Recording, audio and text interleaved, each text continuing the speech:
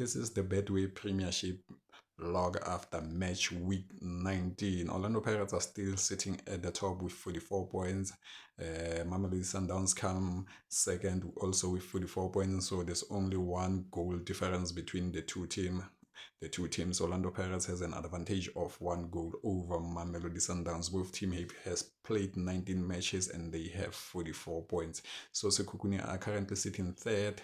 After 20 matches, they have 33 points. Sekhukhune dethroned Kaizer Chiefs from that spot. Remember, Kaizer Chiefs has been sitting at number 3 for quite some time, but right now they find themselves dropping to number 6 after 2 consecutive losses in the Betway Premiership recently. So Durban City are sitting at number 4, 32 points after 20 matches. Durban City have been going slowly at the top. Like I said at the beginning of the season, after I think for 5 matches, that Durban City and TS Galaxy are my favorite teams this season because of these teams. Whenever they play, you are guaranteed goals. Like they score goals. You can score them, but they will also score. So Amazulu are also sitting at number 5 at 31 points after 20 matches. Atazwane has been doing pretty well, and today last night he played a draw with Magesi. He played a 0-0 draw with Magesi that handed him a point.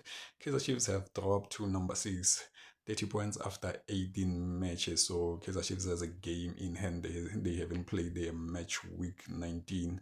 So they are 30 points after 18 matches. They dropped from number 3 because at some point they were number 3 about a week ago. So they suffered a loss against Orlando Pirates. They went on to suffer a loss again against Richards Bay. So Polokwane City lost to Orlando Pirates last night 2-1.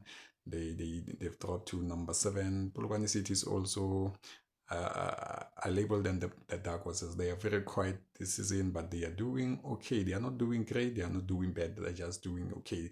They are performing like a normal mid-table team, and I foresee them finishing in the top 8 this season, like they are now. TS Galaxy, one of my favorite teams, also is sitting at number 8 to 24 points after 20 matches. It's not a good record so far for TS Galaxy. I think they can do better because they have the potential to do so, and they have a great coach and a great chairperson in Team Sukazi. So at number 9 we have Richards Bay. Richards Bay, fresh out of a win against Kaizer Chiefs. They are sitting at number 9, 23 points after 19 games. And at number 10 is Stellenbosch. Stellenbosch are quietly moving up the log. Remember, Stellenbosch at some point they were fighting relegation since from the start of the season. They were fighting relegation. At some point they were number 15, at some point number 14. But now they are number 10. So they have 23 points after 19 matches. And at number 11, we have Siwelele, 22 points after 19 matches. Siwelele are just doing okay. They are sometimes they win matches, sometimes they don't. They beat they beat TS Galaxy on Sunday 1-0. Yeah, I think they beat TS Galaxy. It was on Sunday they beat TS Galaxy 1-0. So 22 points after 19 matches. Then at number 12 is Manqoba Mngqithi himself and Golden Arrows, fresh out of a loss last night against Mamelodi Sundowns. They lost 2-1 at Loftus against Mamelodi Sundowns, Manqoba's former team. So 21 points after 19 matches. It's a bad record so far for Manqoba. I don't foresee Golden Arrows sneaking into top 8, but there's a room for them to shock me, because of they are not consistent when it comes to results. So I open that door that they can shock me. At number 13 is they're very inconsistent when it comes to everything. Chippa United, 20 matches, 19 points. They just lost 3-1 to Marumo Gallants. Marumo Gallants last night handed Chippa United a 3-1 defeat. So yeah, then Marumo Gallants themselves at number 14, they had 15 points. At least they gained 3 points last night after handing Chiba United a 3-1 defeat. So 18 points after 20 games. Then at number 15, it's Orbit College. Orbit College are pretty bad.